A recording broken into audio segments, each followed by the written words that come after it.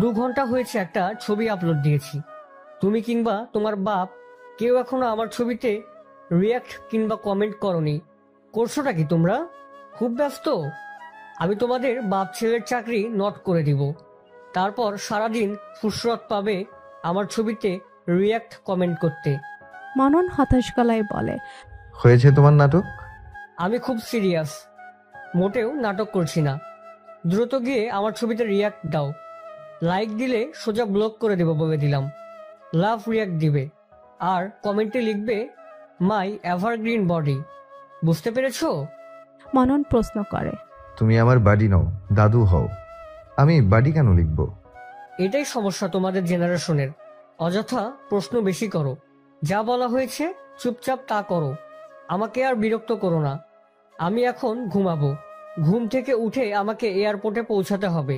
গমগমের স্বরে কথা বলেই আলী আকবর সাহেব কলটা কেটে দেয়। মনন হতবিহ্বল হয়ে কতক্ষণ ফোনের দিকে তাকিয়ে থাকে। ততপর কি ভেবে যেন ফেসবুকে গিয়ে দাদুর আইডি সার্চ করে। এরকম রিসেন্ট করা পোস্টটায় লাভ রিয়াক্টের বদলে লাইক দিয়ে সে অফলাইনে চলে যায়। এবার খুব মজা পাচ্ছে সে। বুড়োটা তাকে ব্লক করুক, মননের তাতে কি আসে যায়। নিজ কেবিনের ওয়াশরুমের সিঙ্কের সামনে একটা টুল টেনে বসে আছে মহ। নির্বিকার ভঙ্গিতে ফোন চালাচ্ছে সে। তার পেছনে দাঁড়িয়ে আছে মায়া। মনোযোগের সহিত ট্রিমার হাতে মহর মাথার চুলগুলো উচ্ছেদ করছে সে। মাথার ডান পাশে ইতিমধ্যে কেশিন হয়ে গিয়েছে। চুল কাটার মাঝে মায়া আর চোখে বরাবর মহকে দেখছে। মহকে দেখতে অত্যন্ত স্বাভাবিক লাগছে, যেন এসব কিছুতে তার কিছুই আসে যায় না। মায়া নির্বাক দীর্ঘশ্বাস ফেলে বাকি চুলগুলো কেটে ফেলে। অতবার মহকে বসিয়ে রেখে সে চলে যায় ওয়াশরুমের বাহিরে। এবার মহ ফোনের স্ক্রিন থেকে দৃষ্টি সরিয়ে ধীরে ধীরে চোখ তুলে তাকায় আয়নার পানে। দেখে জেকে নিজের নতুন রূপকে। অদ্ভুত লাগছে সবটা। গলার কাছে যন্ত্রণা নামক কিছু একটার অস্তিত্ব টের পাচ্ছে সে। চোখ নামিয়ে টুলের নিচে বিছানো সাদা কাপড়টার দিকে তাকায় সে। গত রাতের ব্যথাটা আবার তড়পে উঠল বুকের ভেতর। নারীর সৌন্দর্যের ভূষণ হিসেবে গণ্য করা হয় তার কেশকে। বলা যায় একজন নারীর সৌন্দর্যতার পেছনে অনেকখানি অবদানই তার চুলের। তাই তো পৃথিবীর সকল মেয়েরা চুলের যত্ন এবং পরিচর্যার ব্যাপারে এত সচেতন। মোহ সবসময় দেখে এসেছে মায়াও নিজের চুলের প্রতি অনেক যত্নশীল, কিন্তু মোহর মাঝে সেরকম কোনো তৎপরতা কখনো দেখা যায়নি। সে বরাবরই অলস কিসিমের মানুষ। চুলের যত্ন করার ব্যাপারে সে ছিল খুব উদাসীন। এই আলসেমির কারণে সে কখনো চুল তেমন একটা বড় হতেও দিত না। পিঠে নামার আগেই তা কেটে কাঁধের কাছে তুলে ফেলত। অথচ সেই মোহরই আজ ইচ্ছে করছে চুল হারানোর বেদনায় কেটে কেটে দুনিয়া ভাসিয়ে দিতে। কিন্তু সে কাঁদবে না। সবাই তাহলে জেনে যাবে মোহ দুর্বল। মোহ নিজেকে দুর্বল প্রমাণ করে হাসির পাত্র হতে নারাজ। তাকে ড্যাম কেয়ার হিসেবে চিনে আসা সকলকে সে কখনই নিজের দুর্বল রূপটা দেখাতে রাজি না। সে দ্রুত নিজেকে সামলে নিয়ে আবার ফোনের দিকে তাকায়। বিকেলের মিঠা আবহাওয়া তখন। মায়া সবেমাত্র বাড়িতে প্রবেশ করেছে। বাড়িটা কেমন জানি নিষ্প্রাণ, জনমানব শূন্য মনে হয় তার কাছে। বিশাল বাড়িটার সদস্য সংখ্যা কেবল 5। শিহান, ফেরদৌস, মহ, মায়া, তাদের বৃদ্ধা দাদি এবং একজন আন্টি। শিহানকে ব্যবসায়িক কাজে প্রায় দেশের বাহিরে দৌড়াদৌড়ি করতে হয়, বাসায় থাকে না বললেই চলে। মহটাও এখন হসপিটালে, বাসা থেকে আসা যাওয়া করে, ট্রিটমেন্ট চালাতে ইচ্ছুক নয় সে। বাকি রইল মায়ার দাদি। বৃদ্ধা শয্যাশয়ী অবস্থায় জীবন পার করছেন। ব্রেনের একটা অপারেশনের পর থেকে ওনার পুরো শরীরটা প্যারালাইজড হয়ে গিয়েছে। বেঁচে তো আছে, তবে তা মৃত্যুর সমতুল্য। মায়ার দাদির দেখাশোনার জন্য একজন আন্টি সার্বক্ষণিক তার পাশে থাকে। বাসার রান্না সহ যাবতীয় কাজগুলো তিনিই করেন। বিনিময়ে যে মোটা অঙ্কের বেতন পায় তা গ্রামে নিজের পরিবারের জন্য পাঠিয়ে দেন। মায়া বাসায় ফিরতেই শায়লা আন্টি এসে জিজ্ঞেস করে, মোহর কি অবস্থা মা? মায়া উদাস গলায় জবাব দেয়, আছে, খারাপ না। ওকে এভাবে একা হসপিটালে রেখে আসাটা কি ঠিক? আমি হসপিটালে গিয়ে ওর সাথে থাকি। বাদ দাও আন্টি, অযথা রাগারাগি করবে। ভাববে আমরা সবাই মিলে ওর বেবি সিস্টার হতে চাইছি। তুমি বরং দাদুর কাছেই থাকো। আমি আগামীকাল পরীক্ষা শেষে হসপিটাল যাব। কতটুকু বলে নিজের রুমে প্রবেশ করতে নিয়েও থেমে যায় মায়া। কি মনে করে যেন বলে, আন্টি, কালকে একটু হালকা মশলা দিয়ে ভালো করে সিদ্ধ করে একটু দেশি মুরগি রান্না করবে দুপুরে। তাহলে আমি হসপিটালে যাওয়ার সময় মোহর জন্য নিয়ে যেতাম। ওর ডায়েট চার্টে 15 দিনে একবার দেশি মুরগি খাওয়ার অনুমতি দেওয়া হয়েছে। হসপিটালে শাকসবজি বেচারি বাধ্য হয়ে গিলছে। শায়লা কিছুক্ষণ মায়াকে দেখে সে বলে, তুমি একদম তোমার মায়ের মতো হয়েছো। তোমার মাও এরকম ছিল, লক্ষ্মী, বুঝদার, সংসারী। মায়া মিষ্টি করে হাসে। এই কথাটা সে প্রায় অনেকের কাছেই শুনেছে। বাবাও একবার অজান্তে তাকে বলে ফেলেছিল, তুমি একদম বিথির মতো হয়েছ। মায়ের তখন বলতে ইচ্ছে হয়েছিল, আর মোহ একদম তোমার মতো হয়েছে বাবা, অশান্ত একরোখা জেদে। গোধূলি লগ্নের সূচনাক্ষণ তখন। মোহ সোফায় পা ভাঁজ করে ডায়েরি হাতে বসে গভীর মনোযোগ দিয়ে হাতের সাহায্যে ডায়েরির পাতায় কিছু একটা লিখছে সে। খাবারের টেবিলটায় কিছুক্ষণ আগে একজন স্টাফ এসে সন্ধ্যার নাস্তা হিসেবে ধোয়া ওঠা গরম একটা ডালের স্যুপের বাটি রেখে দিয়ে গিয়েছে। মোহর মাঝে সেটা দিয়ে ছুঁয়ে দেখারও কোনো লক্ষণ নেই। সে আপন কাজে মগ্ন। হঠাৎ কিঞ্চিত শব্দ তুলে কেবিনের দরজা খুলে যেতেই মোহ চোখ তুলে তাকায়। নার্সকে দেখে দ্রুত ডায়েরিটা রেখে সোজা হয়ে বসে সে। নার্স মোহকে উদ্দেশ্য করে বলে, হে হিরোইন, নতুন লুকে সুন্দর লাগছে তোমাকে। মোহ প্রশংসা সূচক বাক্যটা খুব একটা গায়ে মাখে না। সে জানে তাকে দেখতে কেমন দেখাচ্ছে, তাই সে অন্যের অযথা কমপ্লিমেন্ট এ বিশ্বাস করতে আগ্রহী নয়। উক্ত নার্স টেবিলের স্যুপের বাটি দেখে চিন্তিত গলায় বলে, এখনই খাওনি কেন? পছন্দ হয়নি? অন্য কোনো নাস্তা দিতে বলবো তোমাকে? মোহ অনাগ্রহ দেখিয়ে বলে, খেতে ইচ্ছে করছে না, অযথা জোর করবেন না। খাবার নিয়ে আমাকে জোরাজুরি করলে আমার বমি হয়। নার্সটা এগিয়ে আসতে নিলে মোহ বলে, ট্রে হাতে এসেছেন, কি আছে ট্রেতে? কোনো মেডিসিন ইনজেক্ট করবেন? না না, মেডিসিন না, ব্লাড নিতে এসেছি, সিবিসি টেস্টের জন্য। মোহ চুপচাপ হাত বাড়িয়ে দিয়ে বসে থাকে। নার্স এসে তার পাশে বসে ট্রেটা রাখে। মোহর হাতটা ধরে নাড়াচাড়া করে কিছুক্ষণ রক্ত নেওয়ার জন্য একটা রগ খুঁজে, কিন্তু মোহর হাতে কোনো রগই স্পষ্ট ভেসে নেই। বহু কসরত করে যা একটা স্পষ্ট রগ পায় সেটা তো সুই প্রবেশ করিয়ে দেখে কোনো রক্ত আসছে না। নার্সটা হতাশ গলায় বলে, ঠিকঠাক খাওয়া দাওয়া করো না তাই না? কোনো রগই তো খুঁজে পাচ্ছি না। আমি আবার পরে আসবো ব্লাড নিতে। তুমি ভালো করে খাওয়া দাওয়া করে প্রচুর পানি খাও। রগ না পেলে কিন্তু অসুবিধা। বলেই নার্সটা ট্রে হাতে বেরিয়ে যায়। মোহ নিশ্চুপ কিছুক্ষণ নিজের দুই হাতের দিকে তাকিয়ে থাকে। এই দুই হাতের উপর দিয়ে বিগত দিনগুলোয় কি নির্মমতা কেটেছে তা একমাত্র মোহই ভালো জানে। কখনো ইঞ্জেকশন, কখনো ব্লাড টেস্ট, কখনো কেমো। শুয়ের খোঁচায় খোঁচায় তার দু হাত ঝাঁঝরা হয়ে যাওয়ার উপক্রম। এই হাতে কিনা তার দৃশ্যমান রগ খুঁজে বেড়ায়। ভ্যাম্পায়ারের দল কোথাকার। দীর্ঘদিনের ডিউটির অবসান ঘটে রাত 8:30টার দিকে আসে। মনন ক্লান্ত ভঙ্গিতে হসপিটাল থেকে বেরিয়েছে কেবল। পার্কিং এরিয়ায় গিয়ে দরজা নিজের নীল রঙা গাড়িতে উঠে বসে। স্টিয়ারিংয়ে হাত রাখতেই তার মনে হয় সে হয়তো কিছু একটা ভুলে যাচ্ছে। কি ভুলে যাচ্ছে? মনন মনে করার চেষ্টা করে। ওহো, মনে পড়ছে না। সব কাজই তো সে মিটিয়ে এসেছে আজকের জন্য। মনন ধরে নেয় হয়তো ক্লান্তির কারণে তার এমন মনে হচ্ছে। সে আর কিছু না ভেবে গাড়ি স্টার্ট দেয়। কিছুদের যেতেই আটকে পড়ে ঢাকা শহরের সেই চিরচেনা জ্যামে।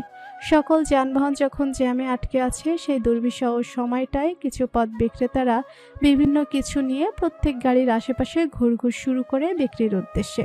মনন বসে নিজের ফোন ঘাটছিল তখন। আচমকা তার গাড়ির জানালায় মৃদু আওয়াজ পেতে সে ঘাড় ঘুরিয়ে তাকায়। দেখতে পায় একটা পথ শিশুকে বেলি ফুলের মালা বিক্রি করছে। মননের ফুলের মালা দেওয়ার কোনো মানুষ নেই, তবুও সে একটা ফুলের মালা কিনে নেয়। বাচ্চাটার হাতে চকচকে একটি 100 টাকার নোট ধরিয়ে দিয়ে জানালার কাজটা তুলে দেয় সে। বদ্ধ গাড়ির ভেতরটা মুহূর্তে বেলি ফুলের মোহনীয় সুঘ্রাণে ভরে যায়। ফোন চালাতে ব্যস্ত মনন সেই সুঘ্রাণ টেরতে আচমকাই তার মন পড়ে যায় ভুলে যাওয়া ব্যাপারটা। চট করে সে উচ্চারণ করে, মোহ, ওই মেয়েটা ছাদে আছে নিশ্চয়, মননের অপেক্ষা করছে। মনন তো এই সময়টাই জানিয়েছিল। মনন নিশ্চিত নয় মোহ আসলে ছাদে আছে কিনা কিংবা মোহর অপেক্ষা করছে কিনা। অনিশ্চিত সে কোনো কিছুই না ভেবে বহু কসরত করে দ্রুত গাড়ি ঘোরায়। হসপিটালে পৌঁছে গাড়ি পার করে লিফটে করে ছাদে পৌঁছাতে মননের সর্বোচ্চ 15 থেকে 20 মিনিটের মতো লেগেছে। দ্রুত পায়ে সিঁড়ি বেয়ে ওঠা কদমগুলো ছাদের দরজার কাছাকাছি এসে ধীর হয়ে যায়। দরজাটা খোলা, অর্থাৎ মোহ হয়তো ছাদে আছে। ব্যাপারটা খেয়াল হতেই মনন বেশ সাবলীল ভঙ্গিতে ছাদে পা রাখে, যেন এতক্ষণ সে প্রবল তাড়া নিয়ে ছাদে পৌঁছানোর জন্য মাঝপথ থেকে গাড়ি ঘুরিয়ে ফিরে আসেনি। ছাদে পা রাখতেই মাতাল করা বাতাস এসে মননের শরীরে ধাক্কা খায়। মনন কয়েক সেকেন্ডের জন্য থামে, সামনের দিকে চোখ বোলায়। ওহ, কেউ নেই। মহ কি তবে আসেনি, নাকি এসে চলে গিয়েছে? প্রশ্নগুলো মস্তিষ্কে উকি দিতেই তাদের পেছনে বাম পাশ হতে একটা স্বর বলে ওঠে। হ্যালো ডক্টর, আমাকে খুঁজছেন? মনন সঙ্গে সঙ্গে ঘাড়ে ঘুরিয়ে পেছনে তাকায় না। বুঝতে পারে ওই মেয়ে ছাদেই আছে, তাই সে পেছন না ফিরে রেলিংয়ের দিকে তাকিয়ে যেতে যেতে জবাব দেয়, আপনার খোঁজার কথা ছিল নাকি? মহ কোনো প্রত্যুত্তর করে না। মনন রেলিং ঘেঁষে দাঁড়িয়ে মহর উত্তরের অপেক্ষা করে। তবে কোনো উত্তর না এলেও কয়েক সেকেন্ডের মাঝে মহ নিজে এসে তার পাশে দাঁড়ায়। দুজনের মাঝে প্রায় 3 হাত সমান দূরত্ব। মনন এবার ঘাড় ঘুরিয়ে পাশ ফিরে তাকায়, অবলোকন করে কালো রঙের সুতি কাপড়ের একটা কুর্তি এবং প্লাজো পরিহিত মহকে। মননের দৃষ্টি স্থির মহর মাথায়, পেছনে স্কার্ফটার দিকে। স্কার্ফের নিচে শক্ত মাথার আকৃতিটা স্পষ্ট বোঝা যাচ্ছে। চুল কেটে ফেলেছে তার মানে। মনন একটা চাপা দীর্ঘশ্বাস ছেড়ে দৃষ্টি ফিরিয়ে নেয়। মহিবার পাশ ফিরে তাকায়। সবসময় হসপিটালের পোশাক পরে থাকা লোকটা আজকে হালকা আকাশি রঙের শার্ট এবং কালো প্যান্ট পরে আছে। চোখ জোড়া স্বচ্ছ চশমা ফ্রেমের আড়ালে ঢাকা। মহ স্ফুটে বলে, ভেবেছিলাম চলে গিয়েছেন। মনন শুনে তা, তবে পাত্তা না দিয়ে বলে ওঠে, কানে কি অযথাই ইয়ারফোন গুজে রেখেছেন নাকি গান শুনছেন? মহকে উৎসাহী দেখা যায়। এক কানের ইয়ারফোন খুলে সে মননের দিকে এগিয়ে দিয়ে বলে, গান শুনছিলাম, শুনবেন? মনন অনাগ্রহ দেখিয়ে বলে, শুনবো না। আপনারও শোনা উচিত না। ওয়ার্ড ইয়ারফোন রেডিয়েশন প্রডিউস করে।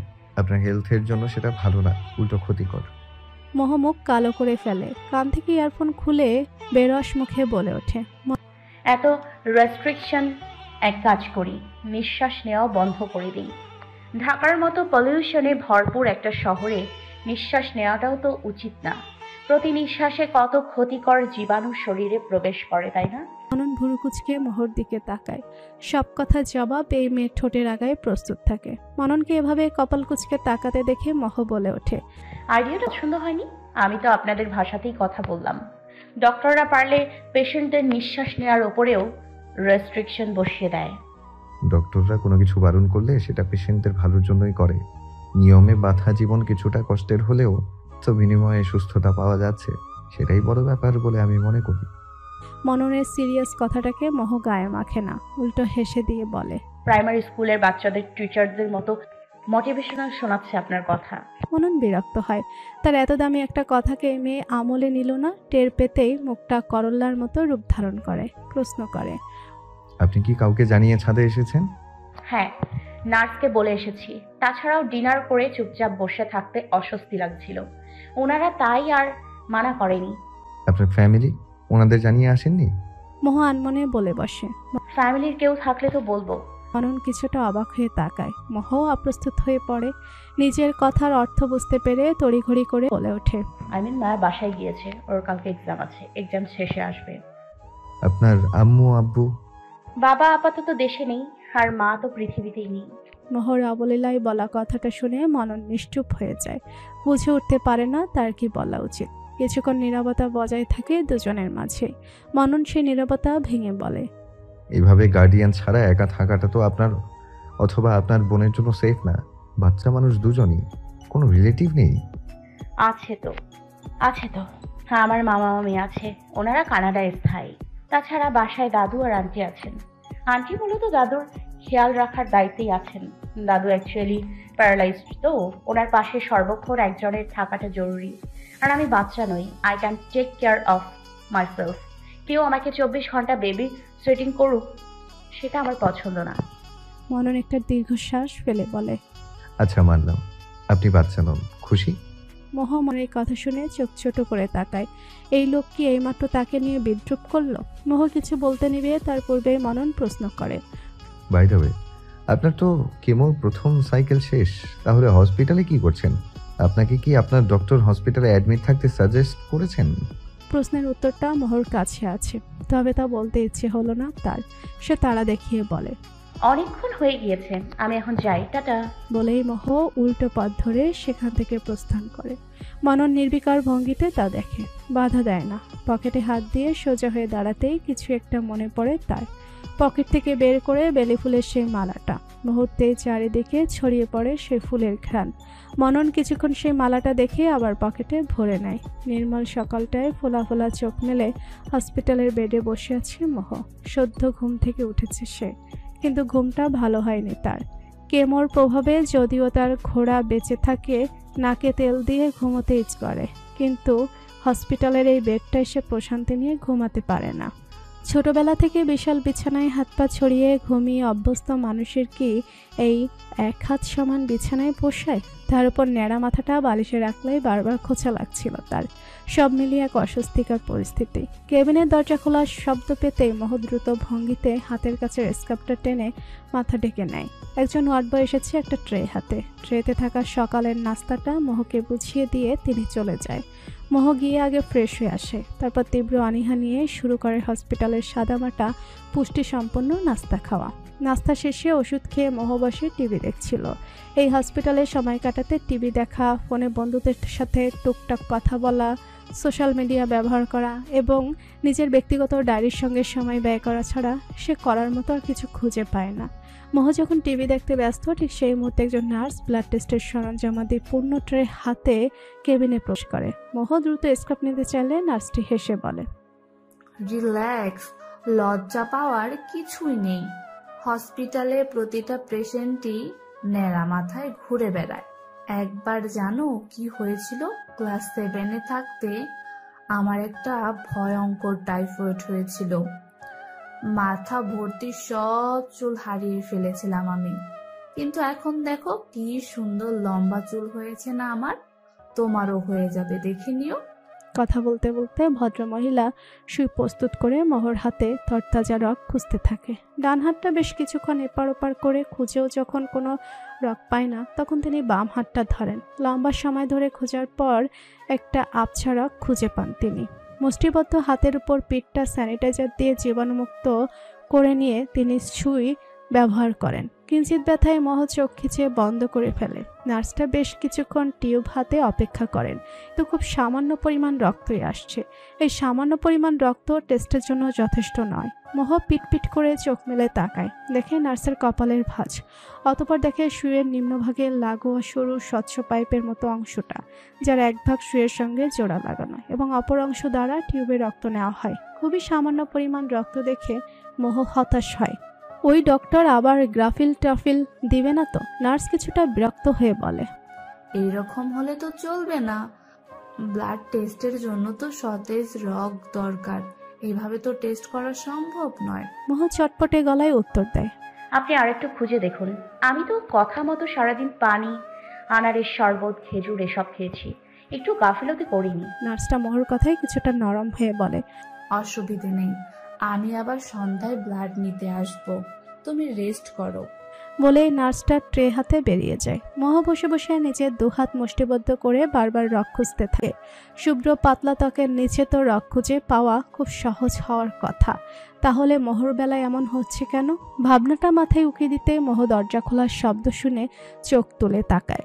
দরজার কাছে দাঁড়িয়ে থাকা মানুষটাকে দেখে বিস্মিত হয়, ভুলে বসে সবকিছু অস্ফুট উচ্চারণ করে, বাবা।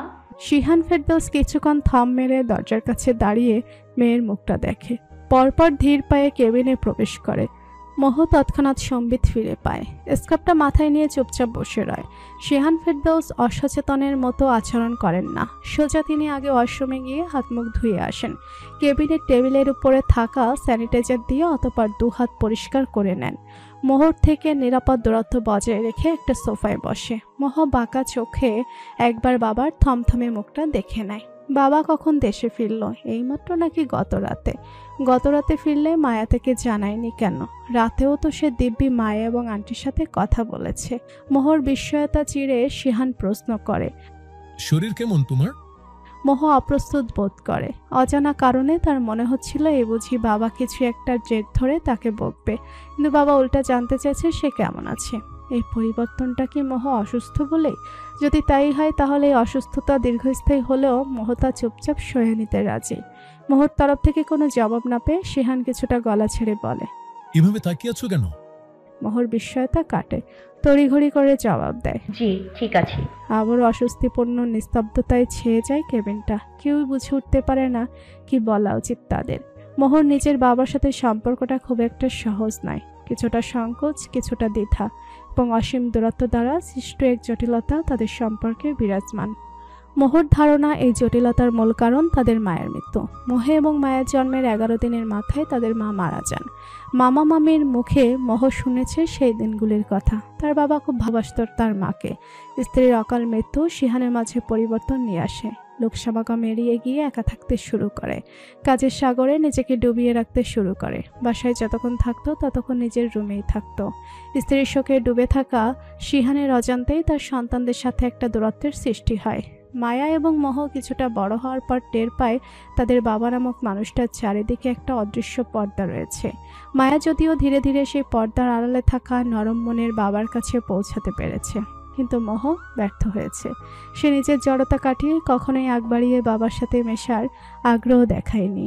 আর না শিহান নিজ থেকে কাঠিন্যতা ভুলে মোহকে স্নেহের ছায়ায় আগলে নিতে পেরেছে। মোহ ভাবনা জগৎ থেকে বেরিয়ে আসে শিহানের কথায়। থাকো তবে, আমি গিয়ে তোমার ডক্টরের সাথে দেখা করে আসি, কিছুর প্রয়োজন হলে কল দিও। মোহ কিছু বলতে পারে না। শিহান যেভাবে এসেছিল সেভাবেই উঠে চলে যায়। মোহ ভাবতে বসে বাস্তবিক অর্থে তার আসলে কি প্রয়োজন। ঘড়ির কাঁটা জানান দিচ্ছে মননের ডিউটি আওয়ার শেষ। এখন হসপিটালের পোশাক বদলে নিয়ে সে শার্ট প্যান্ট পরে নেয়। কাঁধে ব্যাগটা চাপিয়ে নিয়ে কেবিন থেকে বের হয়ে পা বাড়ায় লিফটের দিকে। প্রতিমধ্যে দেখা হয় এক সহকর্মীর সঙ্গে। তার সঙ্গে টুকটাক আলাপের ইতি ঘটে লিফট 5ম ফ্লোরে থামার মধ্য দিয়ে। মননের সাথে সহকর্মী 5ম তলায় নেমে গেলেও মনন থামে না। তার উদ্দেশ্য 14তম ফ্লোরে। ছাদে যেতে হবে যে তার। আর ছাদের দরজার কাছে এসে অবাক হলো মনন। দরজা খোলা নেই, তার মানে মোহ এখনো আসেনি। মনন তেমন একটা না ভেবে নিজে দরজা খুলে ছাদে পা রাখে। একা একা মুক্ত বাতাসে পায়চারি করতে থাকে। সময় গড়ায় আপন গতিতে। 10 মিনিট, 20 মিনিট, 30 মিনিট। পায়চারি করতে করতে ক্লান্ত মনন রেলিং ঘেঁষে দাঁড়ায়। হাত ঘড়িটা এক দফা চোখ বোলায়। ঘড়ির কাঁটা 9টা চুইছে। মোহর আসার কোনো নামগন্ধ নেই। মননের শূন্য মস্তিষ্ক আচমকা একটা ধাক্কা খায়। সে মোহর জন্য অপেক্ষা কেন করছে? কিসের ভিত্তিতে সে ছাদে এসে অচেনা অজানয় মেয়েটার জন্য সময় করছে? মোহ তো কখনো বলেনি যে সে প্রতিদিন এই সময়টাতে ছাদে আসবে। তাদের মধ্যে এরকম কোনো চুক্তি হয়নি, নাকি হয়েছে? নীরব চুক্তি বলে তাকে। মনন আর অপেক্ষা করে না, ঠিক করে এই নীরব চুক্তির রীতি ঘটা দরকার। ভিন্ন দুটো জীবন, যার কোনো যোগসূত্র নেই। সেরকম দুটো মানুষের অহেতুক এই দেখাশোনাটা নেহাতে অপ্রয়োজনীয়। অপ্রয়োজনীয় কিছু করাটা মননের উচিত নয়। ওইটুকু বাচ্চা মেয়ের সাথে প্রতিদিন ঘড়ি ধরে দেখা করার মতো দায়বদ্ধ সে নয়, কিংবা মোহ প্রতিদিন এই সময় ছাদে আসতে বাধ্য নয়। মনন আরও কিছু ভাবার পূর্বে তার মুঠোফোনটা বেজে ওঠে। প্যান্টের পকেট হতে ফোনটা বের করে সে রিসিভ করে। কানে ধরতে আরিফ কায়সার বলেন, কোথায় তুমি? দাদু সেই কখন বাসায় এসে খবর আছে, দ্রুত বাসায় আসো, তোমার উপর রেগে আছে খুব, বোঝাপড়া করবে না আজ তিনি। মনন একটা দীর্ঘশ্বাস ফেলে কলটা কেটে দেয়। ছাদ থেকে প্রস্থান করে। লিফটে সোজা গ্রাউন্ড ফ্লোরের বাটন চেপে দেয়, কিন্তু লিফটের মধ্যে পথে 10ম তলায় এসে থামে। দরজা খুলে যায় দুজন লোক লিফটে ওঠে। মনন নীরবে দেখে তা এই ফ্লোরটাতেই মোহ আছে। মনন মোহর খোঁজ করার আগ্রহ বোধ করে না, কিংবা বোধ করলেও তা মানতে আগ্রহ দেখায় না। সব আগ্রহকে পাত্তা দিতে নেই। সে আপন জায়গায় স্থির রয়। লিফটের দরজা বন্ধ হয়ে যায়। দেখা হয় না আর দুজনের। বাড়ির 3 পুরুষ আজ বসার ঘরে গুরুত্বপূর্ণ বৈঠকে বসেছেন। এই বৈঠকের ডাকটা মূলত আলী আকবর কায়সারি দিয়েছেন। দেশের মাটিতে পা রেখে বুড়ো খুব চটেছেন। জরুরি তলবে নিজ পুত্রকে কল করে আদেশ করেন, হতচ্ছাড়া কোথাকার, এই মুহূর্তে বাসায় ফিরো। তোমার ছেলেকেও কল করে বাসায় ফিরতে বলো। আলী আকবরের এখনো কড়া তলবের কারণে আরিফ কায়সার এবং ওয়াসিফ কায়সার এই মুহূর্তে ওনার সামনে উপস্থিত। মনন চশমা ভেদ করে বিচক্ষণ দৃষ্টি মেলে দাদুর মেজাজ মাপতে ব্যস্ত। আলী আকবর সাহেব নিজের স্মার্টফোনে একটা যুবকের ছবি বের করে আরিফ এবং মননের দিকে ধরে শুধায়, চিনতে পারছো এই ছেলেকে? মনন এবং আরিফ সাহেব সূক্ষ্ম চোখে ছবির মানটাকে দেখে। পরপর একই সঙ্গে বলে ওঠে, এটা তো সাকিব। মনন মাথা নেড়ে বলে, চিনবো না কেন? বাপ্পি আঙ্কেলের ছেলে করিম দাদুর নাতিও। আলী আকবর সাহেব থমথমে গলায় বলেন, দেশে ফিরতেই আমাকে করিম কল করেছে। নিজের নাতির বিয়ের দাওয়াত দিল। আগামীকাল কার্ড দিতে বাসায় আসবে। আরিফ সাহেব হাসি মুখে বলে, তাই নাকি? যাক, আলহামদুলিল্লাহ। সাকিবের বিয়ে হচ্ছে, এটা তো খুশির খবর। আলী আকবর সাহেব রেগে গরম গলায় বলে। আহাম্মক কোথাকার, দাঁত বের করে কেলাচ্ছ কেন তুমি? এখানে খুশির কি পেলে তুমি? আমার তো লজ্জায় নাক কাটা যাচ্ছে। যেই করিম কিনা স্কুল কলেজ লাইফে কখনো আমাকে টপকে প্রথম হতে পারেনি, আজ সেই করিম কিনা আমার আগেই নিজের নাট বউয়ের মুখ দেখবে, আর আমি ঘরে বসে বসে ঘাস কাটবো। আরিফ সাহেব এবং মনন এতক্ষণে বুঝতে পারে আসল সমস্যাটা কোথায়। মনন ভালো করেই জানে এই মুহূর্তে দাদুর এই প্যাচাল শুরু হলে থামার নাম নেবে না, তাই এর আগেই কেটে পড়ার জন্য সে ক্লান্ত গলায় বলে, আমি খুব টায়ার্ড, গোসল করে একটু ঘুমাতে হবে, আমি যাচ্ছি। আলী আকবর চোখ রাঙিয়ে বলে, কোথায় পালাচ্ছ? আমার কথা এখনো শেষ হয়নি। লজ্জা করে না? তোমার থেকে 2 বছরের ছোট ছেলেটা বিয়ে করে ফেলেছে। বলি, এই বাসায় কি কোনো মেয়ে বউ হয়ে আসবে না সংসারটা সামলানোর জন্য? মনন ক্লান্ত দেহ নিয়ে রুমের দিকে যেতে যেতে বিনয়ী গলায় বলে, ঘরে বউ আনার জন্য আমার বিয়ে করাটা বাধ্যতামূলক নয় দাদু। আব্বুকে চাইলেও বিয়ে করিয়ে দিতে পারো একটা, কিংবা তুমিও কিন্তু এখনো ব্যাচেলর আছো, দেখতেও আমার এবং আব্বুর থেকেও বেশি হ্যান্ডসাম। সুযোগ হাতছাড়া করো না। আলী আকবর সাহেব পেছন থেকে রেগে খেকিয়ে ওঠেন, হতচ্ছাড়া কোথাকার, একদম বাপের মতো হয়েছে, নালায়েক। সকাল তখন 11টা বাজে। থমথমে মুখে নিজ কেবিনে বসে আছে মোহ, তার সামনে একটা সোফায় বসে আছে মায়া, মুখটা কাচুমাচু করে রেখেছে সে। শিয়ান ফেরদৌস কেবিনে প্রবেশ করে তাড়া দিল মোহকে। এখনো হসপিটালের পোশাক পরনি কেন তুমি? একটু পরে নার্স আসবে তোমাকে নিতে, তাড়াতাড়ি রেডি হয়ে নাও। এই মায়া, তোমার বোনকে সাহায্য করো, আমি বাইরে অপেক্ষা করছি। মোহ প্রতিবাদ করে, আমি রেডি হব না, আমি কোথাও যাব না, এই নার্সের সাথে যা ইচ্ছে হয়ে যাক। শিয়ান ফেরদৌসের কপালে ভাঁজ দেখা যায়, কিছুটা শাসনের সুরে বলে, একদম বাচ্চাদের মতো আচরণ করবে না, তোমার ভালোর জন্যই এই সিদ্ধান্ত নেওয়া হয়েছে। তুমিও জানো এই মুহূর্তে আর কোনো অপশন নেই আমাদের কাছে। অপশন আছে কিনা আই ডোন্ট কেয়ার, আর কোনো অপশন না থাকলে দরকার হয় আমি চিকিৎসা করব না, তবে কখনো এই পিআইসির জন্য রাজি হব না। আমি সারা রাত এটা নিয়ে রিসার্চ করেছি, এর ভিডিও দেখেছি, খুব পেইনফুল একটা প্রসিডিওর, আমি এসবের মাঝে নেই। মায়া বসে অসহায় চোখে নিজের বাবা এবং বোনকে দেখছে। সে ভালো করেই জানে যে এই মুহূর্তে এখানে বাবা মেয়ের মাঝে কথা কাটাকাটি হবে, সেই ব্যাপারটাকে মায়ারই সামলাতে হবে। মোহর কথার পিঠে শিহান শাসায়, চিকিৎসা করাবে না মানে কি? ছোটবেলার অভ্যাস বদলায়নি এখনো তোমার। সমস্যা দেখলে সেটাকে ফেস না করে কেটে পড়তে চাও সব সময়। তোমাকে সুস্থ করার জন্য এত চেষ্টা করছি আমরা, আর তুমি ভয়ে পালাতে চাচ্ছ। মায়া এবার উঠে দাঁড়ায়, বাবাকে গিয়ে থামিয়ে বলে, তুমি রাগারাগি করো না এখন প্লিজ, বাহিরে গিয়ে ওয়েট করো, আমি কথা বলছি ওর সাথে। মায়ের কথা আশ্বস্ত হয়ে শিহান বেরিয়ে যায়। তার এই মেয়েটা অত্যন্ত বুঝতার, মোহর মতো বেখেয়ালি নয়। যে কোনো সমস্যা সুন্দর করে সমাধান করার অসাধারণ প্রতিভা আছে তার মাঝে। শিহান বেরিয়ে যেতেই মায়া এসে মোহর পাশে বসে। মোহ চোখ রাঙিয়ে আগেভাগে সতর্ক করে, একদম বাবার হয়ে চামচামি করতে আসবি না, কোনো মোটিভেশনাল জ্ঞান তো ভুলেও দিবি না। কষ্ট পুরোটা আমার সহ্য করতে হবে, শরীরটা যেহেতু আমার শরীরে কোন ব্যথাটুকু সহ্য করতে প্রস্তুত সেটা আমি ভালো জানি।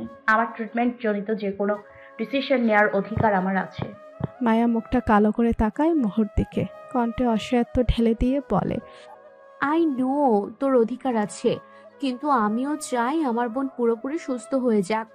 আমার চাওয়াটা কি ভুল বল? ব্লাড টেস্টের জন্য কিংবা কেমো ইনজেকশন দেওয়ার জন্য ভেইন পাওয়া কতটা জরুরি তুইও জানিস। এখন তোর ভেইন পাওয়া যাচ্ছে না বলেই তো ডক্টররা ট্রিটমেন্ট চলমান রাখার জন্য বিকল্প হিসেবে আইপিআইসিসি অথবা পোর্ট সার্জারি উপায়টা সাজেস্ট করছে। একবার রাজি হয়ে যা প্লিজ, ট্রিটমেন্ট শেষ হয়ে গেলে তো এসব থেকেও তখন মুক্তি পেয়ে যাবি। মোহ নরম হলো কিনা বোঝা গেল না, উল্টাপাল্টা প্রশ্ন করে, বিকল্প সাজেস্ট করেছে সেটা শুনতে পেরেছিস, কিন্তু সেই বিকল্প ওয়েটা কতটা পেইনফুল আর রিস্কি সেটা শুনিসনি? না শুনে থাকলে আমি আবার তোকে মনে করিয়ে দিচ্ছি।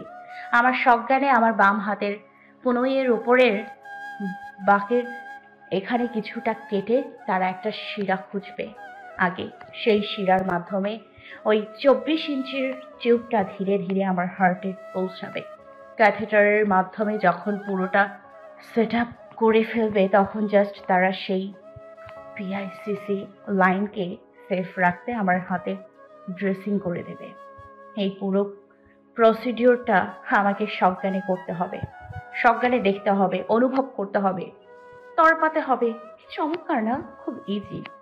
যতদিন এই চিকিৎসা শেষ না হবে ততদিন আমাকে নিজের শরীরের ভেতরে একটা পাইপ নিয়ে ঘোরাফেরা করতে হবে।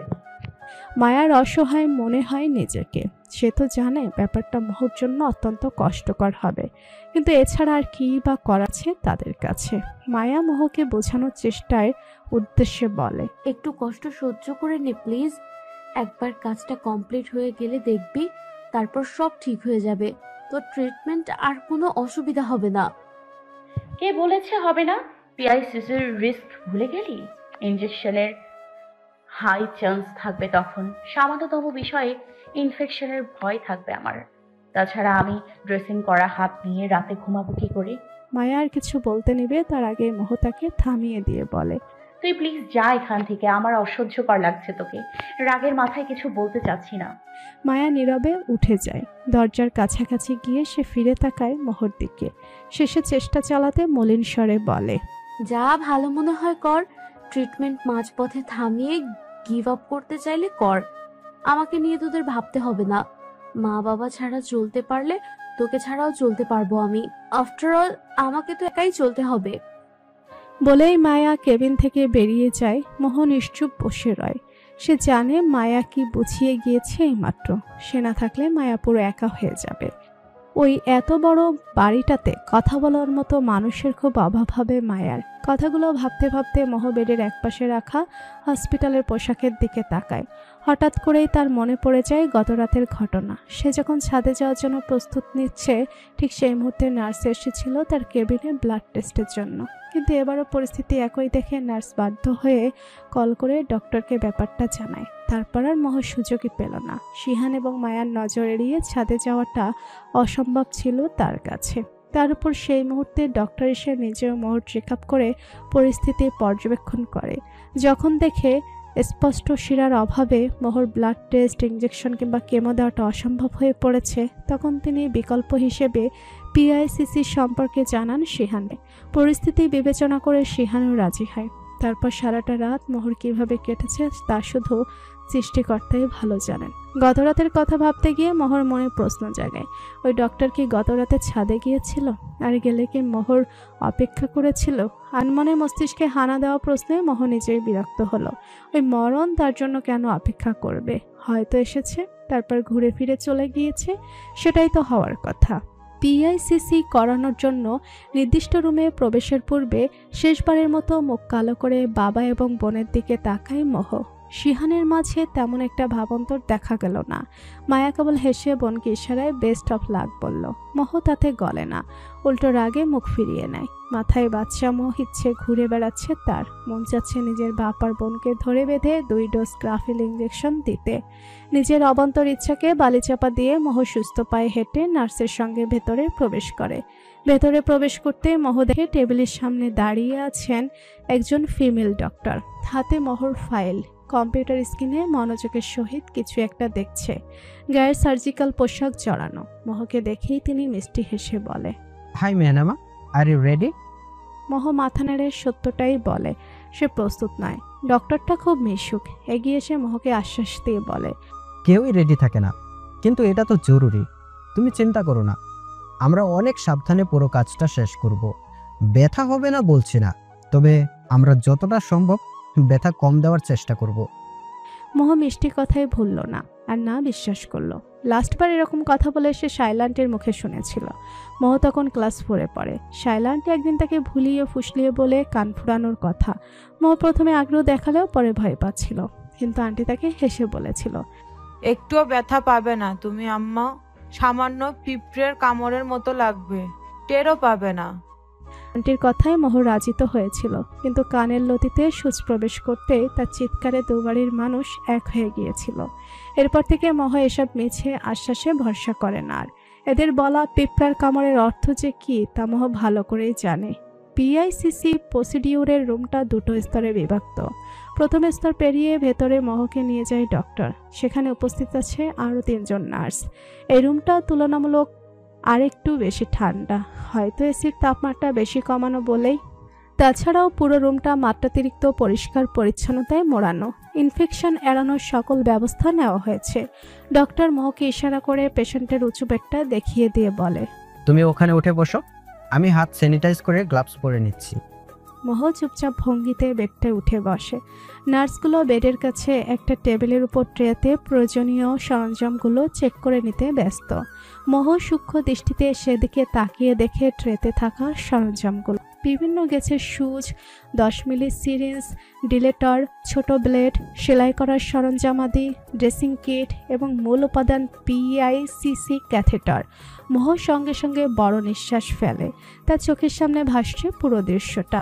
ওই পাইপটাকে কিনা এরা হাতের বেসিলিক, ব্রিসিয়াল, শিফালিক অথবা মধ্য কিউবিটাল শিরা হয়ে মহর হৃদয় পর্যন্ত ঠেলে ঠুলে পাঠাবে।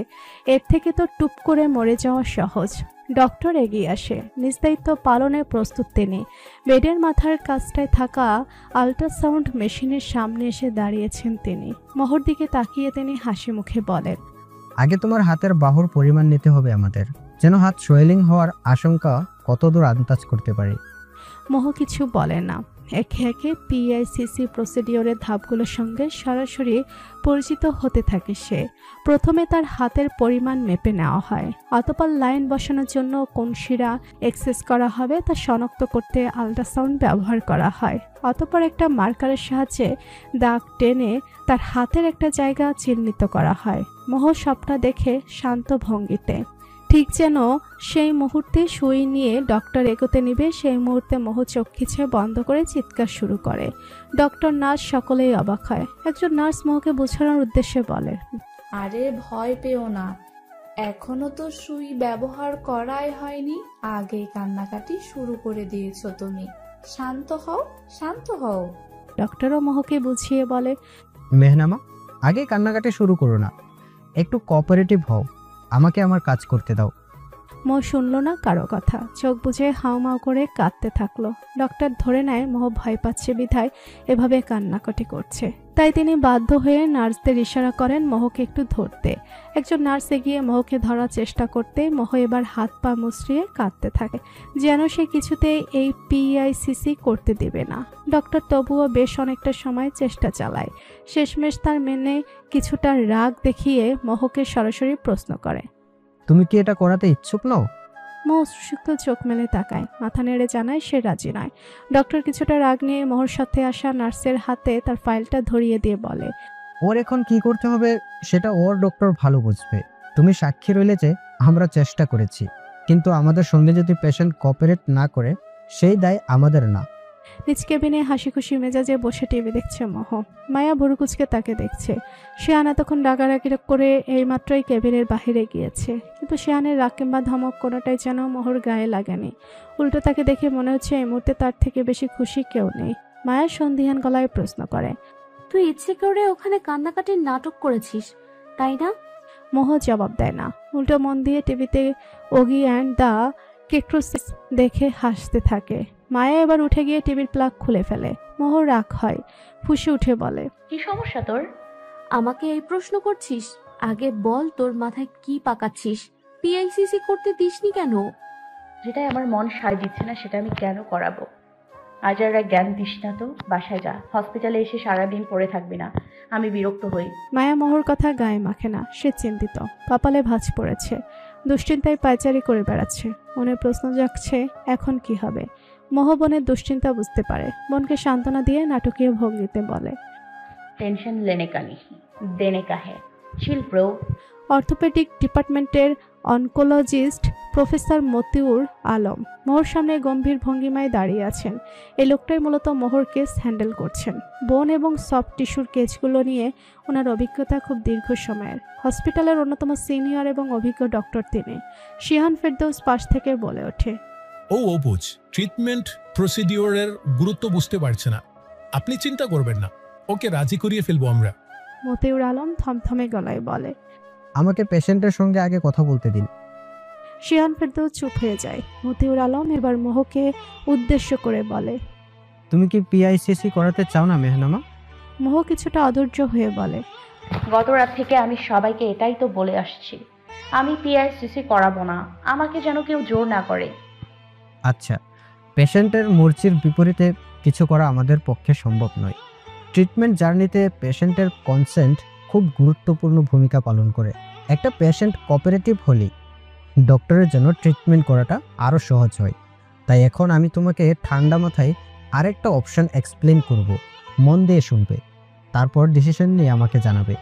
মোহকে কিছুটা মনোযোগী দেখায়। মতিউর আলম বলতে শুরু করেন, পিআইসিসির বিকল্প হিসেবে পোর্ট আছে। পিআইসিসি যেমন পেশেন্টের সজ্ঞানে করা হয়, পোর্টে সেই ঝামেলা নেই। অ্যানেস্থেসিয়া দিয়ে চেতহীন করে তারপর একটা মাইনর সার্জারির মাধ্যমে এটা সেট আপ করা হয়। বায়ুবশের মতো 15 থেকে 30 মিনিটের একটা প্রসিডিওর, এটা একটু টের পাবে না তুমি। পিআইসিসিতে যেই লাইনটা হাতের শিরা হয়ে হার্টে সেট আপ করা হয়, পোর্টে সেটা অন্যভাবে সেট আপ করা হয়। তোমার ঘাড়ের এখানে এবং ব্রেস্টের হাড়ের কিছুটা উপরে দুটো ছোট্ট কাট করা হবে। সেখান দিয়ে তোমার ত্রিকের নিচে ক্যাথেটার প্রবেশ করানো হবে। একবার পোর্টটা সেট আপ করা হয়ে গেলে সেলাই বা সার্জিক্যাল আঠার মাধ্যমে কাটা জায়গাটা বন্ধ করে দিয়ে সেখানে ড্রেসিং করে দেওয়া হবে। কেবল ব্লাড ইনজেকশন অথবা কেমো দেওয়ার সময় সেই ড্রেসিং ওপেন করে সরাসরি পোর্টের মাধ্যমে তোমাকে সেসব দেওয়া হবে। মোহকে কিছুটা ভাবুক দেখা যায়।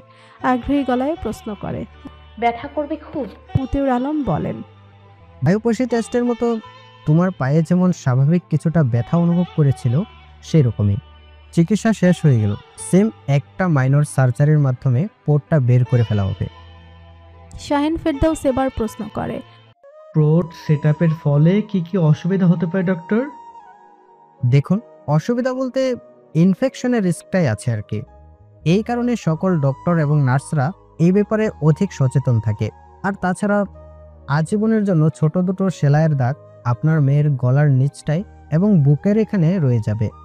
শিহান ফেরদাউস এই দফায় আর আগ বাড়িয়ে কিছু বলে না, অপেক্ষা করে মেয়ের উত্তরের। মোহ কিছুক্ষণ নীরবে বসে থাকে, যেন খুব গুরুত্বপূর্ণ কোনো সিদ্ধান্ত নিচ্ছে। মতিউর রহমান খানিক বাদে প্রশ্ন করে, পোর্ট ইমপ্ল্যান্ট সার্জারি করাতে আপত্তি আছে তোমার? রাত তখন প্রায় 1টা বাজে। কানের পাশ হয়ে মাথার পেছনে নিয়ে সার্জিক্যাল মাস্কের ফিতা বাঁধতে বাঁধতে ব্যস্ত পায়ে হাঁটছে মনন। এই মধ্যরাতে আচমকা গুরুত্বপূর্ণ কল পেয়ে হসপিটালে ছুটে এসেছে সে।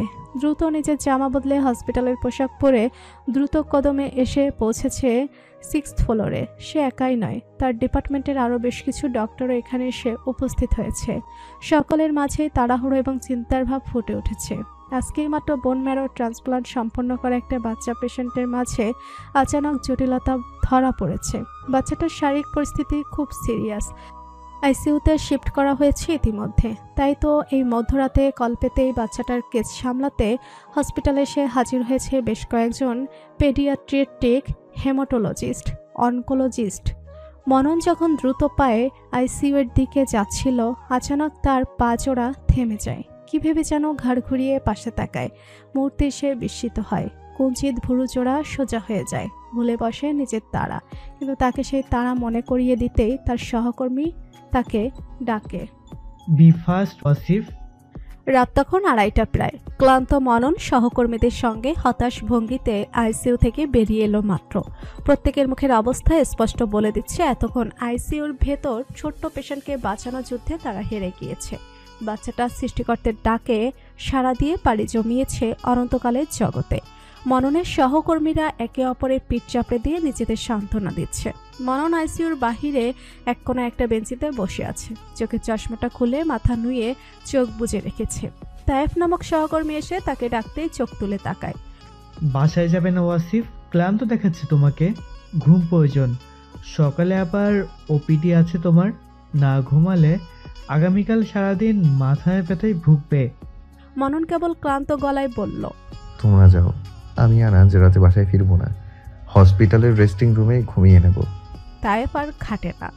একা একে আইসিইউ এরিয়াটা আবার নির্জনতা এবং নিস্তব্ধতায় ঢাকা পড়তেই মনন আবার মাথা তুলে কিভাবে যেন চশমাটা চোখে পড়ে উঠে দাঁড়ায়। এনআইসিইউ এরিয়ার ওদিকটায় হেঁটে যায় ধীর পায়ে। মধ্যরাত হওয়ায় এনআইসিইউ রুমটা মৃদু আলোয় আলোকিত। প্রত্যেকটা পেশেন্ট তখন ঘুমে নিমগ্ন। বাচ্চাদের ডক্টরটা নার্সদের কাউন্টার সেকশনে গিয়ে স্বাভাবিক গলায় জানতে চায়, মেহনামা ফেরদৌস মোহ, ফাইল নং সি আর 6097, বেড নম্বর কত? উপস্থিত নার্স পেশেন্টের তালিকা চেক করে জানায়, বেড নং 4 স্যার। মনিটরের সূক্ষ্ম বিপ বিপ শব্দে মোহর চোখ মুখ কুচকে এলো। চোখ মেলে তাকাতে চাইছে সে, কিন্তু মনে হচ্ছে চোখের পাতার উপর কয়েক মন ভারী বস্তু যেন রেখে দেওয়া। বহু প্রচেষ্টার পর সে পিটপিট করে চোখ মেলে তাকায়। শুরুতে চোখের সামনে সবটা ঘোলাটে এবং অস্পষ্ট মনে হলেও ধীরে ধীরে সামনের দৃশ্যপটটা তার কাছে পরিষ্কার হয়। বেডের ডান পাশের মেরুদণ্ড সোজা করে দাঁড়িয়ে আছে ডক্টর বেশের পুরুষটা। মনোযোগী দৃষ্টি মোহর ফাইলের পাতায় স্থির, মুখের অভিব্যক্তি অনেকটা নির্লিপ্ত। মোহর সজাগ হয়েছে টের পেতে ফাইল ছেড়ে মোহর দিকে দৃষ্টিপাত করে, সহজ গলায় প্রশ্ন করে, কেমন ফিল করছেন? মোহ কিছুটা বিস্ময় এবং অবাক হয়ে দেখছে মননকে। প্রথমে ধারণা করে পুরো দৃশ্যটা তার কল্পনা, খুব সম্ভবত অ্যানেস্থেসিয়ার প্রভাবে এই লোকটাকে দেখছে সে। কিন্তু যখন মোহ বুঝতে পারল যে কল্পনা নয় বরং মনন সত্যি সত্যি তার সামনে দাঁড়িয়ে আছে, তখন লজ্জা, সংকোচ, আড়ষ্টতায় অস্থির হয়ে ওঠে। আশেপাশে চোখ বোলাতে বোলাতে ব্যস্ত গলায় বলে ওঠে, আমার স্কার্ফ কোথায়? আমার কথাটা উচ্চারণ করতে নিয়েও মোহ ব্যথায় চোখ বুজে নেয়। মনন স্বাভাবিক ভঙ্গিতেই বলে, গলার নিচে এবং বুকের এখানে কাঁচা ঘা এবং সেলাই। বেশি কথা বলবেন না, কষ্ট হবে। মনন ভুল বলেনি। আচমকা কথা বলে উঠে এইমাত্র সেলাইয়ের খানিকটা ব্যথা অনুভব করেছে মোহ, কিন্তু আপাতত সেটা তার ভাবনার বিষয় নয়। তার মাথায় ঘুরছে অন্য চিন্তা। ওই লোকটা, ওই ডক্টরটা তাকে ন্যাড়া মাথায় দেখে নিল। এই কুৎসিত অবস্থায় লোকটা মোহকে দেখে নিল। ভাবতেই মোহর তীব্র অস্বস্তিতে কান্না পাচ্ছে। মনন সম্ভবত আন্দাজ করতে পারে বিষয়টা। সে মোহকে সহজ করতে বলে, ইনসিকিউর ফিল করবেন না। হসপিটালের প্রতিটা পেশেন্টকে এই অবস্থায় দেখে অভ্যস্ত আমি, অ্যান্ড ট্রাস্ট মি, আপনাকে মোটেও কুৎসিত লাগছে না। মোহ অবশ্য মননের কথাটা বিশ্বাস করল না। ডক্টরদের কাজই মিথ্যা সান্ত্বনা দেওয়া। মোহ সান্ত্বনায় ভুলে যাওয়া মেয়ে নয়।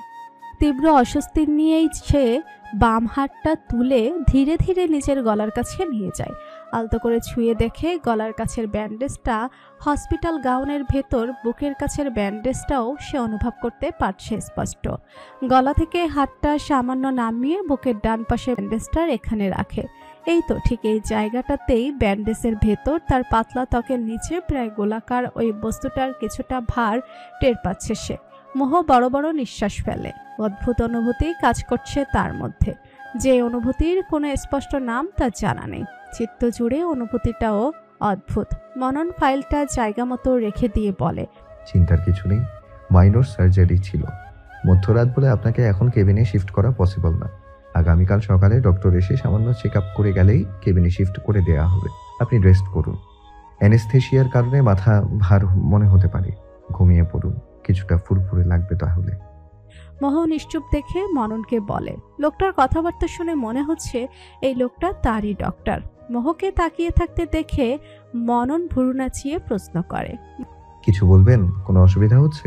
মোহ কিছুটা ধীর গলায় এবার জবাব দেয়, সার্জারির কারণে দুপুর থেকে কিছু খাইনি, কিন্তু খিদে পেয়েছে। এখন কিছু খাওয়া কি পসিবল? শুকনো মুখে বলা কথাটুকু শুনে মননের খুব মায়া হলো বুঝি। সে একবার দেয়ালের ঘড়ি হতে সময় দেখে নিয়ে বলে, আপাতত তো পসিবল না। আর 2-3 ঘন্টা কষ্ট করতে পারবেন? 6টা থেকে 7টার মধ্যে আপনার মিল টাইম দেয়া দেখলাম। পেইন কিলারও তখন দেয়া হবে। মোহ আর কিছু বলল না।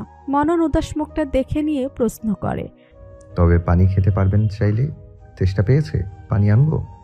মোহর আসলে তেষ্টা পেয়েছিল। সে মাথা নেড়ে হ্যাঁ বলে।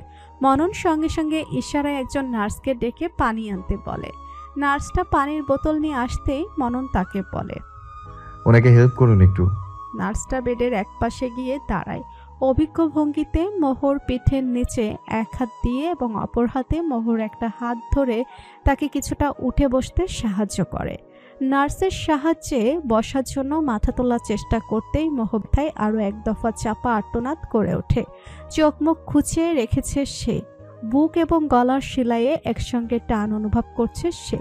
সেই ব্যথাটুকু দম খিচিয়ে সহ্য করে নিয়েই তার উঠে বসতে হয়।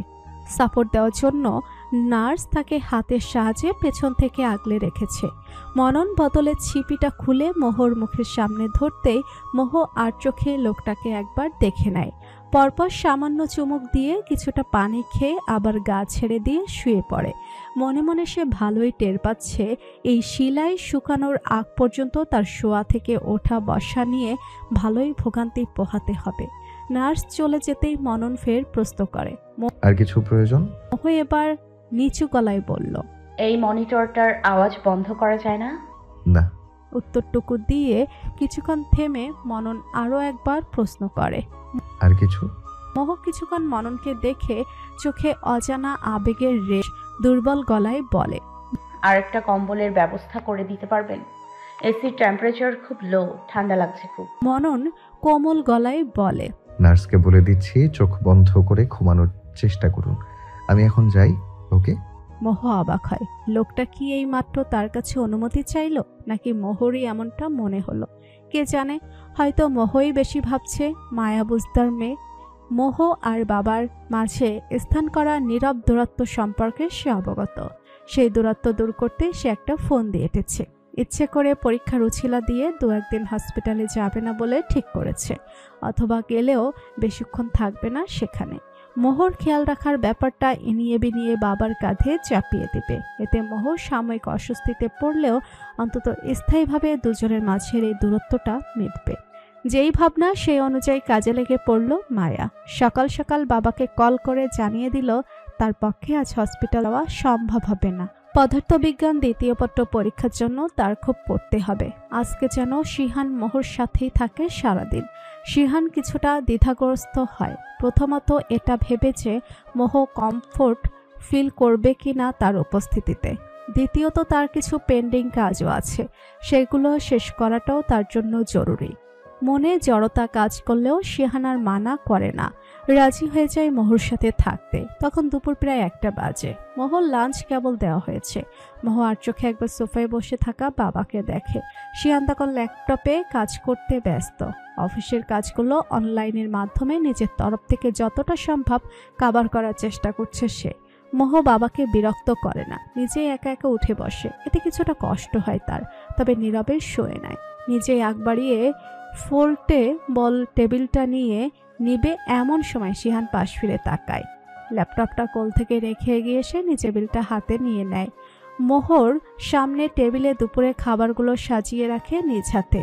সম্পূর্ণ কাজটাই সে নীরবে করে। মোহ কিছু বলে না। শিহান গিয়ে আবার ল্যাপটপ নিয়ে বসে। মোহ মুখ লটকে চামচ দিয়ে ভাত তরকারি নাড়াচাড়া করে মুখে দিতে থাকে। এই হসপিটালে তার সব থেকে অপ্রিয় জিনিসই হচ্ছে এখানকার খাবার। একটা তরকারি তো মনে হয় মশলা দেওয়া হয়নি, কেমন সাদা সাদা দেখতে সব, যেন শুধু সিদ্ধ করে সোজা মোহর সামনে পরিবেশন করা হয়েছে। মোহ খেতে খেতে মুখ বিকৃত করে ফেলে। শিহানের দৃষ্টি এড়ায় না তা। সে চোখ কুঁচকে প্রশ্ন করে, খাবার নিয়ে ঢং করছো কেন? মোহ অভিযোগের সুরে বলে, এইটা কোনো খাবার হলো কি বিশ্রী খেতে? এত টাকা দেয়া হয়, তবু এরা এত বাজে খাবার দেয়। বাজে খাবার কোথায় পেলে? হেলদি আর মানসম্মত খাবারই দেওয়া হয়। আমি নিজে পারমিশন নিয়ে হসপিটালের কিচেনে এরিয়ে ঘুরিয়ে দেখেছি। যথেষ্ট সচেতনতার সাথে রান্না করা হয়। চুপচাপ খাও। মোহ যেন কিছুটা প্রশ্রয় পেল, চটপটের স্বরে বলে, না, টেস্ট করে এরকম বড় বড় কথা সবাই বলতে পারে। সাহস থাকলে টেস্ট করে দেখো, তারপর দেখো আমি ঠিক নাকি ভুল। শিয়ান কিছুক্ষণ চোখ ছোট করে মোহকে দেখে উঠে আসে। মেয়ের মুখোমুখি বেডে বসে শক্ত মুখে একটা চামচ হাতে তুলে নেয়। ভাতের সঙ্গে কিছুটা লাউয়ের ঝোল মেখে চামচ দিয়ে তা মুখে ভরে নেওয়ার সঙ্গে সঙ্গেই শিহানের দৃঢ় মুখভঙ্গিতে পরিবর্তন আসে।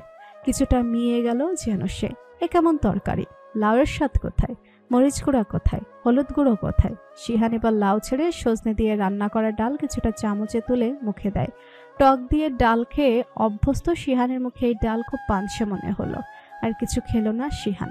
উঠে চুপচাপ গিয়ে আবার সোফায় ল্যাপটপ কোলে নিয়ে বসে পড়ল। মোহ নীরবে পুরো দৃশ্যটা দেখে। বাবা চুপসে যাওয়া মুখটা দেখে হঠাৎই খুব হাসি পেল তার। বাকিটুকু খাবার সে তৃপ্তি নিয়ে না খেলেও হাসি মুখেই খেলো। তখন প্রায় মধ্যরাত। ল্যাপটপ স্ক্রিনে এক নাগারে তাকিয়ে থাকতে থাকতে চোখ জোড়া লাল হয়ে গিয়েছে শিহানের। তবুও সে আড়মোড়া ভেঙে সোজা হয়ে বসে। মনে মনে স্বস্তির নিঃশ্বাস ফেলে। আগামী 3 দিনের জরুরি কাজ যতটা সম্ভব সে আগাম সম্পন্ন করে রেখেছে। ল্যাপটপ অফ করে উঠে দাঁড়াতেই শিহানের চোখ যায় বেডের দিকে। মোহ তখন ঘুমোচ্ছে, গায়ের কম্বলটা হাঁটু পর্যন্ত টানা। শিহান এগিয়ে গিয়ে সেই কম্বলটা আরেকটু টেনে দেয়। সারাদিন স্কার্ফ দিয়ে ঢেকে রাখা মাথাটা এখন উন্মুক্ত। শিহান নিষ্পলক কিছুক্ষণ মেয়ের মুখটা দেখে। চেহারায় আমূল পরিবর্তন এসেছে। হাইড্রোজের কেমো এবং ওষুধের প্রভাবে যেন চোখের পলকেই আরো কয়েক কেজি ওজন হ্রাস পেয়েছে মেয়েটার। চেহারাতেও লেপ্টে আছে অসুস্থতার ছাপ। শিহানের আচমকা মনে পড়ে নিজ স্ত্রীর কথা। বিধি খুব শখ করে মেয়ে দুটোর নাম রেখেছিল মোহ এবং মায়া। জন্মলগ্ন থেকেই দুই বোনের মাঝে মোহ তুলনামূলক একটু দুর্বল এবং অসুস্থ ছিল। বিধির নিজের শারীরিক অবস্থাও তখন ভালো ছিল না, তবুও সারাদিন দুর্বল মেয়েটাকে মিশিয়ে রাখত। মৃত্যুর মুহূর্তেও এই মেয়েটাই বিধির বুকে লেপ্টে ছিল। শিহানের আচমকা মনে হয় বিধি হয়তো আগে চলে যাওয়াতে ভালোই হয়েছে একদিক দিয়ে। না হয় আজ নিজ চোখে নিজের মেয়েকে এই অবস্থায় দেখলে সে সহ্য করতে পারত না কখনো। মায়েরা নরম মনের হয়। নিজ সন্তানের অসুস্থতায় তাদের কলেজা ছিঁড়ে আসে। বাবাদের কিছু হয় না, সেই ধারণাটা অবশ্য ভুল।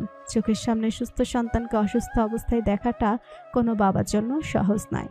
তবু এই কঠিন ব্যাপারটা বাবারা সহ্য করে। কাঠিন্যতার আড়ালে নিজেদের উদ্বেগটা লুকিয়ে রাখে, কারণ বাবারা এমনই হয়, এরকমই হয়। শিহান একটা দীর্ঘশ্বাস ফেলে সোফা থেকে নিজের আরো দুটো বালিশ এনে মোহর হাতের দুপাশে কিছুটা চেপে রেখে দেয়, যেন বালিশের চাপে মোহ ঘুমের মাঝে কাত না হয়ে যায়। ডক্টর বলেছে আপাতত কয়েকদিন একটু বুঝে শুনে ঘুমাতে। ঘুমের মাঝে গলা কিংবা বুকের সেলাইয়ে টান কিংবা চাপ লাগলে অসুবিধা হবে। বালিশ দেওয়ার পরও শিহানের মনে খচখচানি ভাব রয়ে যায়। তার মেয়ের ধরন সম্পর্কে তার ধারণা আছে। দেখা গেল বালিশ জড়িয়ে নিয়ে এভাবেও শিহান ঘুমাতে পারবে না। তাই একটা টুল টেনে বেডের ধারে বসে পড়ল সে। আর কয়েকটা ঘন্টাই তো, একটা রাতেরই ব্যাপার। একটা রাত না ঘুমালে শিহানের বিরাট কোনো লস হবে না। সারা রাত জেগে কাজ করতে জানা শিহানের জন্য একটা রাত মেয়ের জন্য নাইট গার্ডের ডিউটি পালন করা কোনো ব্যাপারই নয়। হসপিটাল জীবনের আজ মোহর 15তম দিন। ঘুমটা ভাঙতে সে দেখল এক সম্পূর্ণ নতুন দৃশ্য। 17 বছরের ছোট্ট জীবনে এরকম দৃশ্য মোহ আগে কখনো দেখেনি। বাবা বেডের একপাশে হাত রেখে তার উপর মাথা টেকিয়ে ঘুমোচ্ছে। বাবা কি সারা রাত এই অবস্থায় মোহর শিওরে বসেছিল? প্রশ্নটা মস্তিষ্কে উকি দিতেই মোহ কিছুটা আপ্লুত হয়। হয়তো বাবার কাছে তার চাওয়া এতটুকুই ছিল। মাহারা মেয়েটার মনের কোণে ছোট্ট চাওয়া হিসেবে বাবার সান্নিধ্যটাই কাম্য ছিল আজীবন। মোহ এবার তাকায় নিজের দুপাশে। দুটো বালিশ দিয়ে কি সুন্দর তাকে অনেকটা ঘেরাও দেওয়া হয়েছে দুপাশ থেকে। মোহর কাছে এই পাটটাও ভাল লাগে। এই কাজটাও নিশ্চিত তার বাবা করেছে। মোহ কিছুটা জড়তা এবং সংকোচ নিয়ে শিহানকে ডাকতে নেয়, কিন্তু ডাকতে পারে না। এভাবে ডেকে বাবাকে কখনো ঘুম থেকে তুলে নিসে। ওসব তো মায়ার কাজ। সবার আম্মা সেজে বেড়ানোর অদ্ভুত শখ লালন করে মেয়ে। মোহ এক হাত বাড়িয়ে আঙুল দিয়ে শিহানের বাহুতে একটা গুঁতা মারে। শিহান জাগে না। মোহ আরেকবার একই কাজ করে নিজের হাত গুটিয়ে নেয়। এবার শিহান জেগে যায়। কাঁচা ঘুম ভাঙায় কিছুটা বিরক্তির রেশ তার কপাল জুড়ে, কিন্তু চোখ তুলে মেয়েকে তাকিয়ে থাকতে দেখেই অস্বস্তিতে কাঠ হয়ে যায়। দ্রুত উঠে দাঁড়িয়ে হাত ঘড়িতে সময় দেখে নিয়ে একাই বিড়বিড়িয়ে বলে, ও সকাল হয়ে গেছে, আমার মর্নিং আউট করতে হবে। হসপিটালে বসে থেকে পেট বেড়ে যাচ্ছে, ওজন কমাতে হবে। আপন মনে কথাগুলো বলতে বলতে শিহান কেবিন থেকে বেরিয়ে যায়। মোহ বিস্মিত চোখে তাকিয়ে থাকে বাবার যাওয়ার পানে। এই হসপিটালে মর্নিং ওয়াক কিভাবে করবে? এটা কি তাদের বাড়ির ফ্রন্ট ইয়ার্ড নাকি? বিকালবেলা তখন মোহ বসে গ্রুপ চ্যাটিং পড়ছিল। তাদের বন্ধুদের একটা মেসেঞ্জার গ্রুপ রয়েছে। সেই গ্রুপে মায়া এবং মোহ আছে। সবাই মূলত আজকের পরীক্ষার প্রশ্নের উত্তর মেলাতে ব্যস্ত। মোহর সেখানে বলার মতো কিছু নেই, তাই সে নীরবে কেবল দেখছে। গ্রুপে মায়াকেও মোটামুটি সরব দেখা যাচ্ছে। এমসিকিউর উত্তর মিলিয়ে দেখা গেল মায়া 25-এর মধ্যে 23টা এমসিকিউই সঠিক দাগিয়েছে। গ্রুপের অন্যতম সদস্য জান্নাত আচমকা প্রশ্ন করে বসে, মোহ, তোর কি অবস্থা? পরীক্ষার জন্য তোকে দেখতে আসতে পারি না, এই ভিডিও কলে আয় না, অনেকদিন তোকে দেখি না। জান্নাতের সঙ্গে তাল মিলিয়ে আরো কয়েকজন একই কথা বলতে থাকে। ফিয়া তো সরাসরি গ্রুপে ভিডিও কল দিয়ে বসে। মোহ অপ্রস্তুত হয়ে পড়ে। দ্রুত ফোনের ওয়াইফাই অফ করে ফোনটা কিছুটা দূরে বিছানায় পায়ের কাছে ছুঁড়ে মারে। সেদের কাউকে ফেস করতে চায় না। খুব ইনসিকিউর ফিল করে সে। ওরা যদি মোহকে নিয়ে আড়ালে মজা করে, মোহকে দেখতে যে ভয়ঙ্কর লাগছে এটা নিয়ে যদি ঠাট্টা করে কিংবা এমন কিছু যদি বলে বসে, এটা শুনে মোহর মনে কষ্ট জাগবে। মোহ এরকম কিছু চায় না, তাই তো সে ইচ্ছে করে এদের ইগনোর করছে। মোহর এরকম ভাবনার মাঝে শিহান একজন নার্স সহ কেবিনে প্রবেশ করে। হাসি মুখে ট্রে হাতে প্রবেশ করা নার্সটা বলে ওঠে, গুড আফটারনুন মেহনামা, ইনজেকশন দিতে হবে তোমাকে একটা। আজকে আমরা পোর্টের মাধ্যমে ইনজেকশন দিব। বলেই নার্সটা শিহানকে উদ্দেশ্য করে বলে, স্যার আপনি একটু কেবিনের বাইরে যান কাইন্ডলি কিছুক্ষণের জন্য। শিহান একবার মেয়ের দিকে তাকিয়ে প্রশ্ন করে, বাইরে যাব? ভয় পাবে না তো? কান্নাকাটি করবে? মোহ মুহূর্তেই নিজেকে গম্ভীর দেখিয়ে বলে, সবাই তোমার মতো ভীতু না। তুমি তো সামান্য তেলাপোকা দেখলেও এখনো লাফাও। আমি তোমার মতো ভীতু হইনি। শিহানের মুখটা থমথমে হয়ে গিয়েছে। হাঁটুর বয়সী একটা নার্সের সামনে তার মেয়ে উল্টো তাকেই নাস্তানাবোধ করে দিল। আর কিছুক্ষণ দাঁড়িয়ে থাকলে হয়তো শিহানের আরও ব্যক্তিগত ভয়ের ব্যাপারগুলো তার মেয়ে ফাঁস করে দিল। সেরকম কিছু ঘটার পূর্বে শিহান দ্রুত কেবিন ছেড়ে বেরিয়ে যায়। নার্স হাসতে হাসতে মোহকে বলে, সোজা হয়ে শুয়ে পড়ো। মোহ তাই করে। মনে মনে যথাসম্ভব চেষ্টা করছে ভয় না পেতে, কিন্তু তবুও ভয় করছে তার। পোর্টের মাধ্যমে ইনজেকশন নেওয়ার অভিজ্ঞতা তার এই প্রথম। নার্স এসে আগে মোহর হসপিটাল গাউনের গলার কাছে দুটো ফিতা খুলে ড্রেসিংটা দেখে নেয়, পরপর নিজের হাত ভালো করে পরিষ্কার করে নেয় সে। ততক্ষণে আরেকজন নার্স এসে উপস্থিত হয়েছে রুমে। ওনার কাজ হলো এক এক করে সব মেডিসিন এবং ড্রেসিংয়ের সরঞ্জামের প্যাকেটগুলো খুলে দেওয়া। মোহ চোখ খিচে বন্ধ করে ফেলে। এসব প্রসেস সে দেখতে চায় না। মুহূর্তে সে টের পায় তার বুকের এখানের ড্রেসিংটা ধীরে ধীরে খোলা হচ্ছে। ঠান্ডা জীবাণুনাশক তরল দিয়ে সম্ভবত জায়গাটা পরিষ্কার করছে নার্স। তারপর আচমকাই মোহ অনুভব করলো উক্ত জায়গায় কিছু একটার মাধ্যমে তাকে তরল মেডিসিন ইনজেক্ট করা হচ্ছে। মোহ কিছু দেখল না, তবে অনুভব করলো তার দম বন্ধ হয়ে আসছে যেন। বুকের ভেতর অনুপ্রবেশকারী মেডিসিনটার অস্তিত্ব সে টের পেল। সাধারণ ইনজেকশন দেওয়ার মতো নয় এই অনুভূতি, খুবই ভিন্ন, আরও বেশি যন্ত্রণাময়। তবে মোহ বিড়বিড়ি আল্লাহকে স্মরণ করতে করতে পুরোটা যন্ত্রণা হজম করলো, কারণ সে জানে কেবিনের দরজার ওপারেই তার বাবা আছে। ওই মানুষটা যার মাধ্যমে মোহ পুরো জীবন নিজেকে শক্ত দেখিয়ে এসেছে। এই মানুষটার সামনে দুর্বল হওয়া মোহকে সাজে না।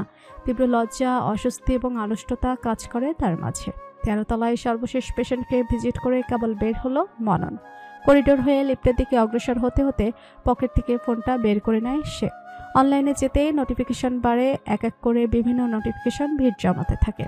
এত নোটিফিকেশনের ভিড়ে একটি নোটিফিকেশনে গিয়ে মননের দৃষ্টি স্থির হয়। দাদু তাকে মেনশন করে কিছু একটা পোস্ট করেছে। সেই পোস্টটা কি হতে পারে ভাবতে ভাবতে মনন লিফটে উঠে দাঁড়ায়। লিফটের দেয়ালে পিঠ ঠেকিয়ে এসে ফেসবুকে প্রবেশ করে। মুহূর্তেই তার চোখ ছানা বড়া হয়ে যায়। 2 বছরের মননের ছবি। সদ্য গোসল করে বের হওয়া 2 বছরের মননের ভেজা চুলগুলো একপাশে বেলে কেটে আশ্রানো হয়ে। কপালের এক কোণে দেখা যাচ্ছে কাজল দিয়ে আঁকা বৃত্তাকার চাঁদ। পুরো শরীরটা একটা তোয়ালে দিয়ে মোড়ানো। মনন অনেকটা বিদ্রোহ করে সেই পেঁচানো তোয়াল ছেড়ে বের হতে চাইছে। ঠিক এমন সময় হাঁচি আসার ফলে তার নাকে সর্দি দেখা যাচ্ছে। কি লজ্জাজনক এবং বিব্রতকর একটা ছবি। মননের রাগে চোয়াল শক্ত হয়ে আসে। বুড়োটা তাকে আর কত শান্তি দিবে না। মননকে হাড়ে জ্বালিয়ে এই লোক কি মজা পায় তা মননের জানা নেই। সে কঠিন দৃষ্টি বুলিয়ে একবার আলী আকবর সাহেবের লেখা ক্যাপশনটা পড়ে নেয়। My dearest grandson Wasif Kaiser Monon, my own and only, a picture of his golden childhood.